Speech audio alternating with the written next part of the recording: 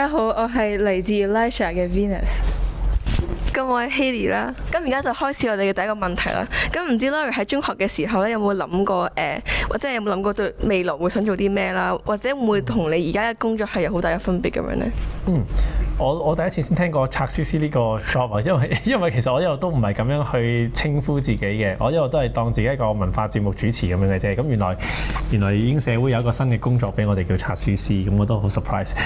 你問我過往有冇諗過？我想話你哋未入嚟之前呢，我大概喺5-6年前呢，我喺度做過工程嘅。咁我曾經我冇記錯，呢度應該係有個地方咧，係有個樓。頭先我同阿 Sir 都講，有個樓梯咧旋轉咁落去嘅，應該係有個類似教員室咁樣嘅，唔知係教員室定係一個 admin 嘅 office 啦，跟住有個出口出嚟之後旋轉落去一個斜路度咁樣嘅。我唔知我冇記錯，我記得係呢間中學嘅。咁我嗰陣時咧就嚟呢度做一個室外嘅足球場，係人造草皮場嚟嘅。咁以前我嗰間草皮公司咧，就喺你哋度做過一個 project，咁我嗰陣時咧係一個地盤佬嘅身份咧，喺樓下嗰個旋轉樓梯咧托住一包泥咧，40 kg 一包喺上面咁行上嚟咧，就倒啲泥喺你哋個操場上面做嘅。所以你問我呢個問題咧，我當然係冇諗過啦。我做地盤我都冇諗過嘅，但唔知點解就會發生咗噶啦。所以就即係同你過去可能你嘅經歷，你做咗啲咩，可能就會大家好似 Steve Jobs 話齋，你過往做嘅嘢就會喺某啲時間段會連翻埋一齊咁樣。咁所以我覺得好神奇，因為我唔係做咗好多間學校呢啲咁樣嘅 job，但係今日就 invite 咗我嚟，跟住我睇到間學校，因為我記得呢間學校咁樣咯，所以我冇諗過。咁都明白係會即係變化有啲大嘅咁。係好大。咁由做工程去到做而家嘅從事一啲文化嘅事業啦，咁你係由啲咩渠道去認識你而家呢個行業嘅咧？其實或者咁講，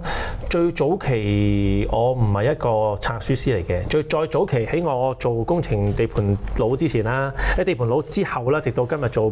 媒體工作者啦，中間我有段時間我其實去咗教書嘅類似，不過就唔同學校嗰種教書方式啦。我喺企業度教書嘅，喺企業教一啲培訓嘅工作，就幫可能喺大公司解決一啲佢哋內部嘅問題，可能有啲係人事問題啦，有啲係績效嘅問題啦。咁我就因為本身我係有喺大學嘅時候，我有讀哲學啦，咁然後我亦都有同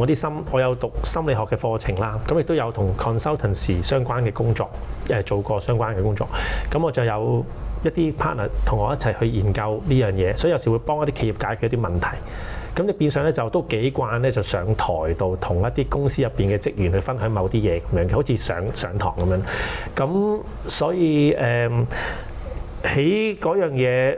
樣嘢就打咗個基礎，令到我識得點樣同人哋 present 一啲可能書本入邊嘅知識咁樣啦。因為我哋要做呢啲都要睇書先識得同啲學生、啲同事講噶嘛。咁佢就 study 咗一堆嘢，咁跟住就慣咗啦。咁只不過後來因為 COVID 嘅原因啦，同埋社會運動加 COVID 啦，其實我啲 job 全部都唔喺香港，咁所以我就冇得飛啦。結果就焗住揾一樣嘢做啊！如果唔係我會餓死噶嘛，咁所以揾工開啦。咁所以就開始咗呢個做傳媒嘅工作咯，係啦，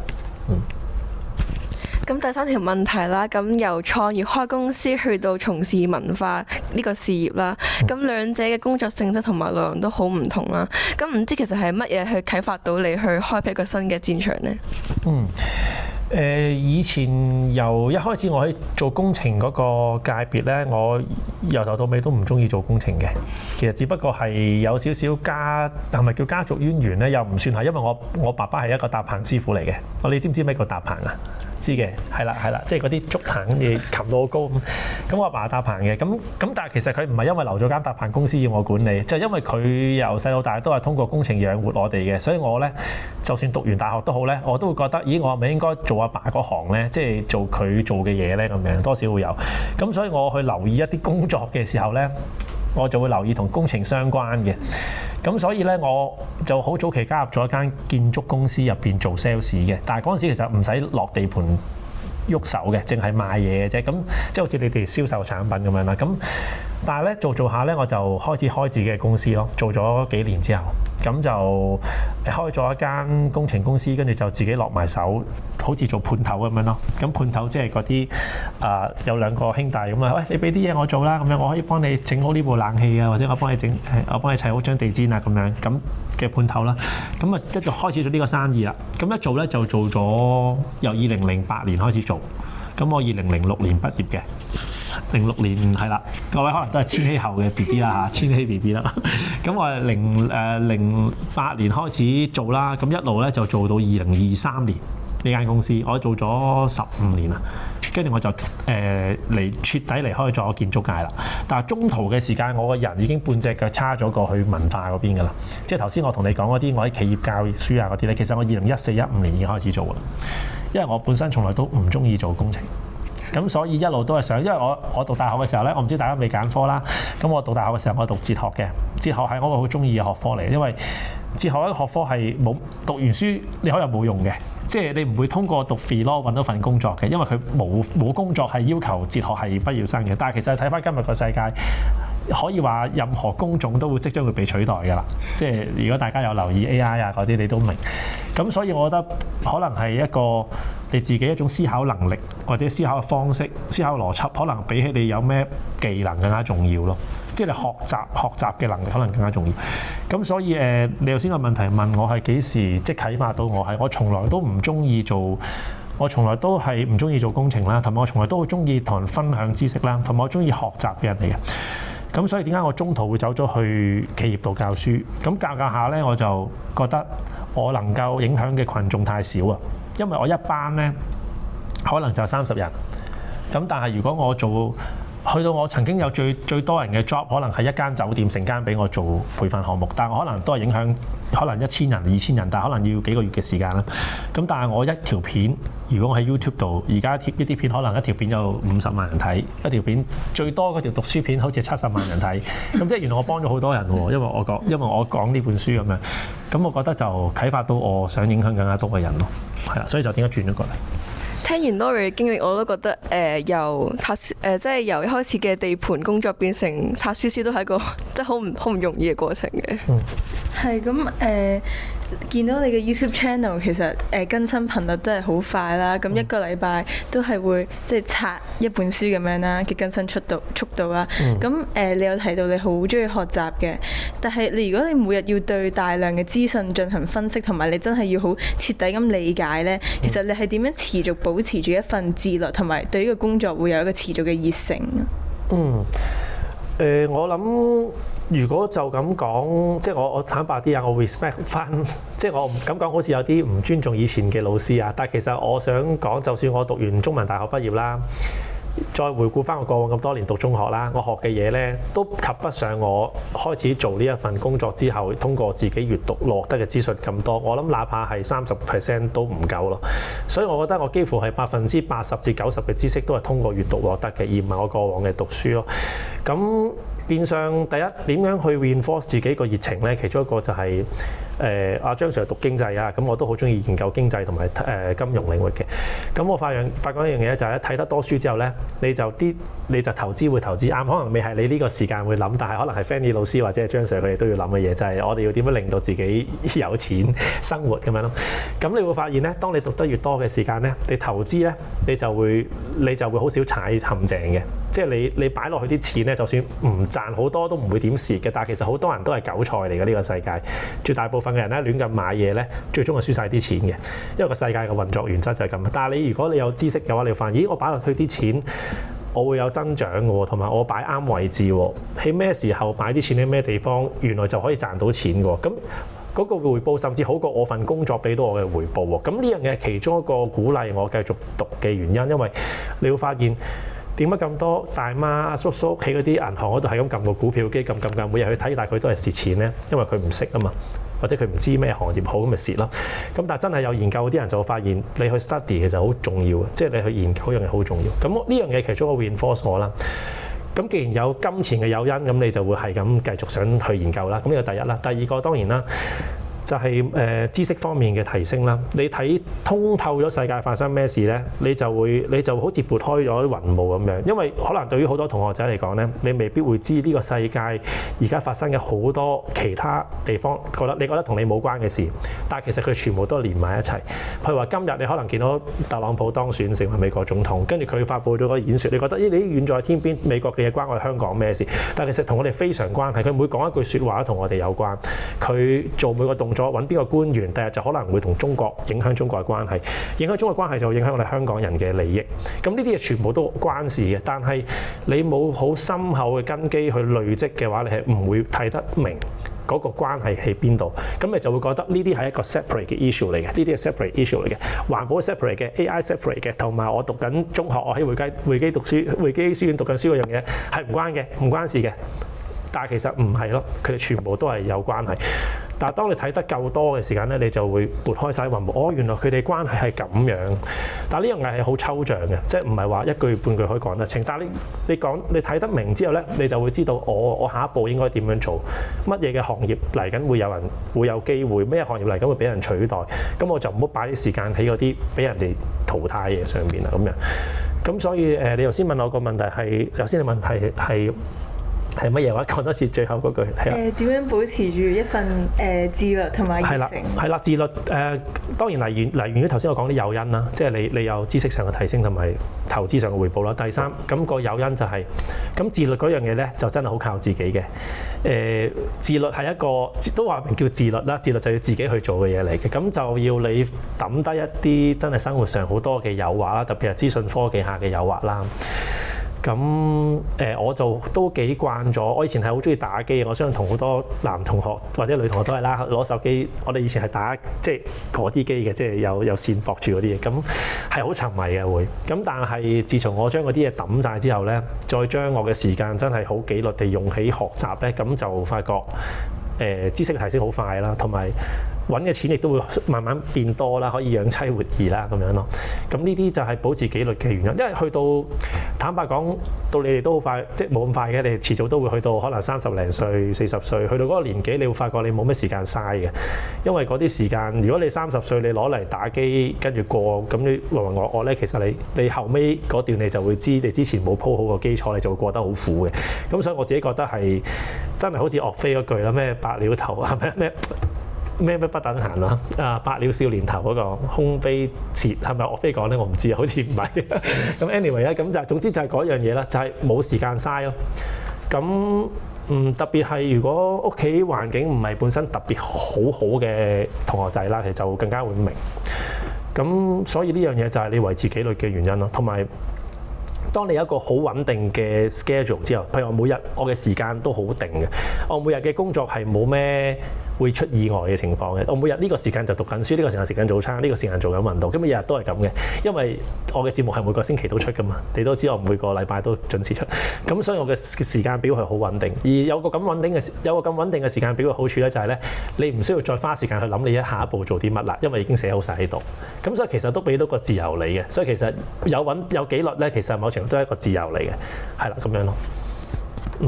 咁我係頭先聽完你講，我覺得應該如果 set 好一個 schedule， 你去都可以保持到自己自律啦。咁我都相信你會即係好想將呢份呢啲 concept 呢啲知識分享俾而家尤其係啲後生嘅人啦。咁佢就可以從細都可以培養佢哋嘅一啲紀律或者自律嘅。係咁你喺之前嘅影片都有曾經提到過，你收到過觀眾嘅正面嘅回饋啦。咁因為你嘅片都其實可以幫到小朋友學到好多知識啦。咁所以都想問下你對於拆書書喺教育呢個領域嘅角色其實有咩睇法呢？因為我自己嘅經驗啦，同你分享過話，我大部分可能超過80%至90%嘅知識都係喺閱讀獲得嘅，所以我更加覺得閱讀呢樣嘢係應該任何一個年輕人都應該去做嘅，同埋你揀你自己感興趣嘅書去讀啦。某程度上，我覺得香港即係我覺得教育制度入邊咧，就會可能會將閱讀呢樣嘢亦當係一個同學嘅興趣班，即係你有空餘嘅時間你就去閱讀啦咁樣。但係其實我覺得個分別在於咧，點解我以前喺學校嘅時候我嘅學習嘅效益咁差咧？就因為咧我係被逼學習。因為我係即係純粹係為咗要 fulfill 考試嘅原因啦，咁所以就冇咗個主動性係我好想咁樣學呢樣嘢，因為呢樣嘢會幫到我做到啲乜乜乜，唔係因為呢樣嘢係人哋 set 咗條路俾我一定要咁行，所以我焗住要讀。所以我想講，我喺 A level 或者我哋叫 A level 啦，同埋會考，我嘅成績都係普普通通嘅，我都係勉強掹車邊入中大嘅，我唔係高材生嚟嘅。咁但係我就覺得喺做呢個工作大量閱讀之後啦，其實嗰個得益就大，即係遠大於呢樣嘢，所以我好想推廣。但係因為我有呢個誘因去做，因為我呢個係我嘅工作啊嘛。咁變相你係我嘅工作，而且係我嘅叫做事業啦，唔單止係工作啦，我係我嘅事業，我可以喺呢度賺到錢嘅。咁當然去更加強化我想做嘅誘因啦。咁但係如果冇嘅時間嘅話，咁就個誘因就冇咁大咯。所以我覺得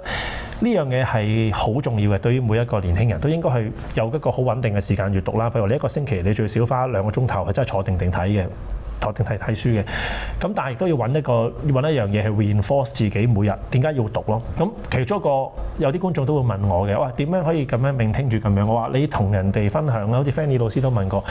我係同個仔講啊，你讀完之後你可唔可以花15分鐘講俾你個仔知，令到你個仔明咗一個做人嘅道理，或者明咗一個處理自己情緒嘅方法，咁佢就會得益。咁你見到佢得益咪就係 reinforce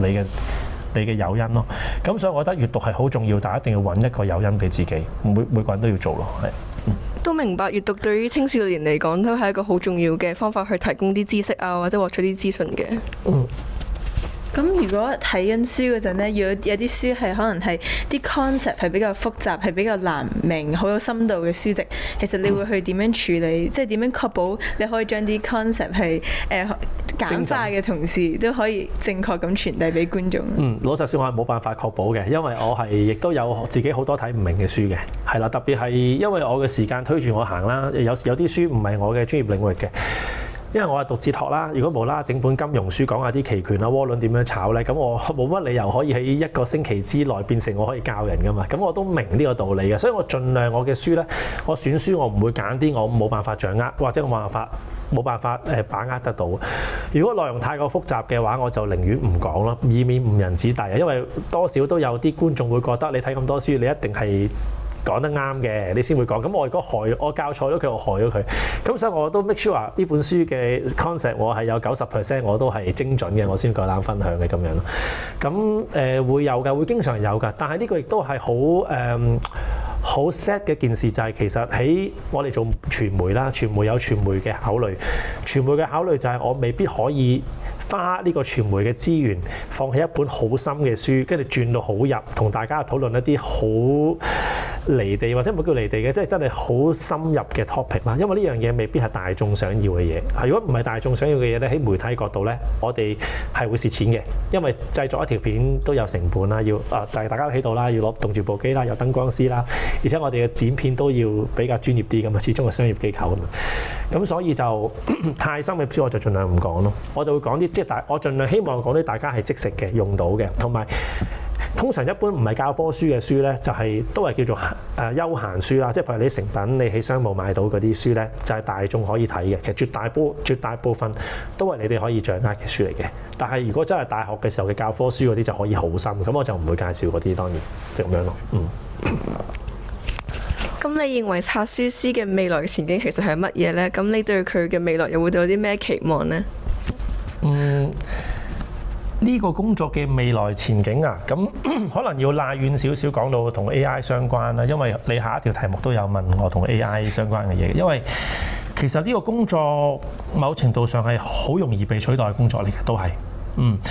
因為如果你今日問 ChatGPT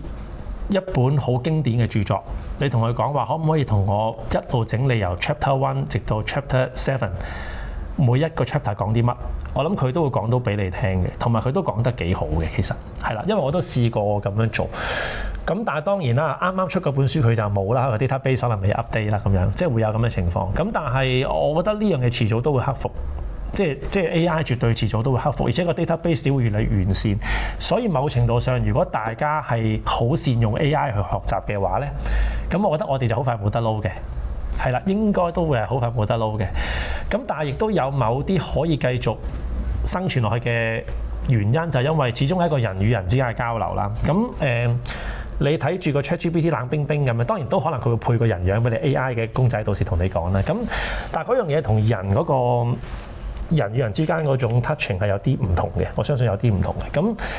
如果再無限再向後再講落去，我唔知會唔會太深入啊？其實某程度上消費者都唔再需要㗎，即係我哋睇緊嘅人都唔再需要存在㗎，因為你嗰樣嘢再推到無限 advance 嘅情況下，嗰個科技已經可以做到人完全模仿到個人啦。咁其實連消費嗰人都唔需要存在啦。咁呢個世界咪淨係機器咪得咯？即係有啲嘅電影亦都虛構咁樣嘅情節出嚟。呢個世界冇晒人類，因為人類嘅智能係唔再需要噶啦。咁呢樣嘢咧就扯得遠咗少少，但係呢個亦都係所有唔係淨係拆書師呢個工作面對嘅困難，係各位你哋在座你哋都係面對嘅問題嚟嘅。即係到你哋畢業嗰一刻，你哋仲有咩工作可以做咧？其實我都幾擔心呢樣嘢嘅，因為我畢業嘅時候，起碼科技未咁發達咧，我仲可以去做地盤，仲可以去搬下嘢。但係嚟緊搬嘢可能係我諗私家看護仲會有嘅，即係私家看護可能都仲要係同啲老人家傾下偈咁。但係大家都知道，有啲科技已經發展到整一隻電子嘅公仔出嚟，佢哋對於個老人家嘅情感係更加 care 過一個真人，因為佢哋唔會有不耐煩嘅問題。咁呢啲就係所有行業共同面對嘅問題咯。咁所以你問我拆書師個工作，我就想即係講遠少少。其實唔單止係呢個工作，甚至係連學習本身仲有冇必要呢，都係變成一個問題。因為你哋學習嘅時候，如果你可以通過部手機獲得比你學10年都獲得唔到嘅資訊，而且佢更加精心同埋更加通透嘅睇個問題，咁你仲讀書嚟做乜呢？咁呢個終極問題嚟喎，就係再延伸落去，就係你存在嘅目的係啲乜嘢？因為冇理由我哋人生在世為咗消費噶嘛，即係為咗繼續喺度存活落去。咁呢個係一個全世界嘅社會嘅政府佢哋共同面對嘅困難，就係大家會唔會一齊去限制某啲嘢？而係令到大家會揾翻個意義呢？因為如果你有留意，其實而家好多年輕人係決定躺平嘅。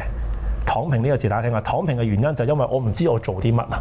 我唔知我做啲乜，有咩好做啊？特別可能中國大陸嘅失業問題好嚴重啦。其實你諗翻轉頭，以前個世界係，如果我係個漁夫，雖然漁夫嘅工作好簡單，但我會有個滿足感，就係我今日去打好條魚翻嚟餵飽呢班村民，我就好開心啦。佢哋就俾啲動作物俾我，即係呢個係嗰個佢哋嘅生活入邊有一種滿足感啊。但係而家係好虛無喎變得，因為 AI 再向前推，我哋就會好虛無咯。因為可能如果政府到時分嗰啲資源分得比較平均，我哋都可以獲得生活所需。咁其實我哋就冇生活嘅困難嘅，即係大家夠飽嘅。咁但係咧就會變咗我喺度做乜咧咁樣？咁呢個就係一個終極嘅問題。所以你問我拆書師咧，我覺得我哋都好快冇得撈㗎啦。咁所以大家都要諗下，其實下一代嘅知識分子會發揮啲咩影響力咯？喺個社會入邊，同埋會點樣同政府啊，點樣同其他嘅知識分子去溝通，去將呢件事保留喺某個位置度咯，唔好將佢無限向上再推到一個我哋收拾唔到嘅地步。好似可能有少少遠，同埋講得有啲深，係啦，非常好啊！咁你都有提及到，可能喺未來嘅話 AI 其實會漸漸取代我哋嘅唔同嘅職業啦，甚至可能開始滲透喺我哋生活。咁以暫時嚟睇，你認為 AI 嘅發展其實點樣幫助你學習更多知識？你點樣會利用 AI 去完成好你嘅工作咧？咁呢個都係好問題嘅。即係頭先我講嘅又比較悲觀啲嘅，即係諗得好遠嘅。但係你樂觀地諗咧，呢樣嘢可能唔係即日出現㗎嘛。咁變相嚟緊就將會係一班會用 AI、會善用、會願意學習、跳出 comfort zone 嘅朋友，佢哋就會 advance 好升得好快。但係嗰班停留喺原狀，可能係我呢個年紀再以上，可能啲老人家佢哋喂，我唔學呢啲嘢咩嚟㗎？咩叫咩 GPT 啊？唔好同我講呢啲。咁佢哋就會停留喺佢已經擁有嘅嘢度，即係佢哋食埋啲谷種咁之後就冇咩繼續產出嘅能力㗎啦，呢個都幾明顯嘅咁樣。咁我自己嘅話，當然啦，其實 ChatGPT 或者 AI 出現對我幫助好大嘅，對於我嘅工作，因為我自己好似我成日要做文本嘅人啦，即係我要經常打字啦，因為我每一集嘅讀好書分享，我都要成份稿打出嚟嘅。咁我打稿嘅時間，可能我係一個 point form 嘅，或者我係口語化打啲廣東話落去嘅。咁但係我可以叫 ChatGPT 幫我變成一份可讀性高啲嘅文章，或者幫我整理下啲邏輯咁樣。咁其實佢係整理得幾好嘅，咁佢就可以幫到我梳理一啲問題，令到我快咗啦，即係做嘢嘅速度快咗咯。咁所以某程度上，我點解做讀好書或者做我嘅節目嘅速度咁快呢？某程度上靠 AI 都幫助好多。或者有時我嘅節目唔單止係淨係講讀書嘅，我有時會分享啲社會嘅議題啦。咁個社會議題呢，我就可以將一大堆嘅新聞咧抌過去，俾個 AI 幫我去梳理嘅。咁或者我將成個 YouTube 嘅片，譬如話有條 YouTube 片係50分鐘嘅，有個人講咗50分鐘嘢啦，講開一個演講啦，我可以將佢成個演講詞掉去 AI 嗰度，同佢講你幫我整理1000字出嚟啊咁樣，佢又可以做得到嘅，而且都係做得好嘅。咁呢啲咪慳到我時間，我就可以即刻講啦。邊條友咧啱啱就職典禮咧，佢就講咗咁多嘢，咁啊整合出嚟咧就以下呢3個 point 啊咁樣，咁就出咗嚟咯喎。咁我個節目係咪變得簡單啲啊？佢幫我做咗啊，咁我再自己去 comment 佢個 point 啊，咁我咪個節目會變得我嘅工作量咪會細咗好多咯。所以佢係可以幫我好多嘅。咁照咁睇，其實 AI 都係，如果我哋願意去學習跳出 comfort zone，其實 AI 都可以成為我哋一個好幫手。係啦，咁唔知一個人嘅背景啦，或者係經歷，其實係會點樣影響即係拆書嘅風格呢？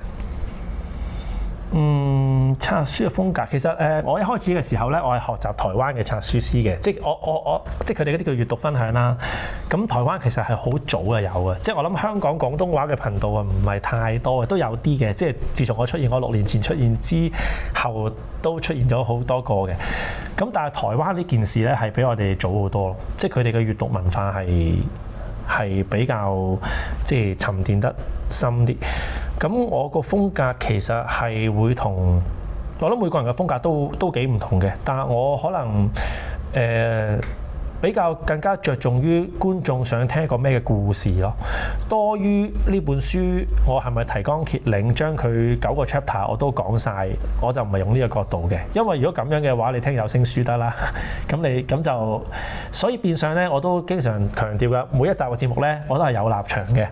有立場有主觀嘅解説嘅風格同埋我解説嘅角度，所以有時有一本書我好記得嘅，我之前睇過一本叫《自私的基因》啦，有本書啦就講科學嘅咁樣，咁我有觀眾同我講，佢話佢睇到嘅嘢，佢睇到嘅重點同我好唔同咯，咁而我係好 appreciate 佢咁樣講，因為佢其實係一本，因為嗰本書都幾深啊，咁佢睇嗰啲嘢嗰啲論點同我唔同，原來點解會唔同咧？就因為我有啲位我可能睇唔明，或者我未完全掌握就放棄咗，但係嗰個 point 係好重要嘅，但係佢睇得明，咁佢就話翻俾我知，咁我就覺得原來係咁樣，所以我嘅風格就係我風格會令觀眾容易啲明，作為一個最重要嘅考慮咯。因為始終我哋都係做傳媒啦，咁做傳媒嘅話，即係大家可能我知好多年輕人都想做 YouTuber 啦，係咪唔知啊？即係唔知在座有冇啦。咁但係其實做 YouTuber 咧，或者係做一個社群媒體嘅創作者咧，好要為個演算法㗎，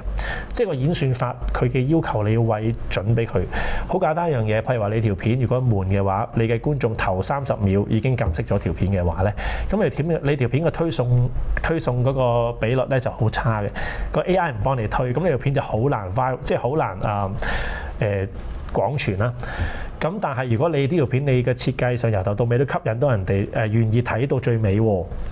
咁佢第一啦 YouTube 可以 show 多幾個廣告俾你啦 ，show 廣告俾你，咁佢有盈利啦，佢更加開心啦，中意推你啦。咁二嚟咧都係要幫助你推多啲俾唔同嘅新嘅觀眾知。咁所以我做媒體啦，所以雖然拆書師係你哋俾我嘅職業啦，但係其實我更加理解自己，我係一個媒體工作者。呢兩樣嘢係唔可以即係個 balance 唔可以失咗嘅，因為係一定要照顧大眾嗰個口味啊。咁所以我哋一定會做到就係點解 Uncle 會中意睇我節目咧？應該係因為佢睇得明啦，第一啦，睇得明同埋佢覺得有趣先會睇啦咁樣。咁所以我會以呢個作為最優先嘅考慮咯。我會咁樣處理。我諗呢個應該都有一個原因，點樣 motivate 你繼續去從事呢啲文化嘅事業啦。咁希望你以後嘅工作都可以影響更多年輕人，改變佢哋嘅學習方式啦。咁我哋今日嘅訪問就暫告一段落啦。相信大家聽完 Lori 嘅分享都會獲益良多啦。再次多謝 Lori 願意抽出寶貴嘅時間去接受我哋嘅訪問。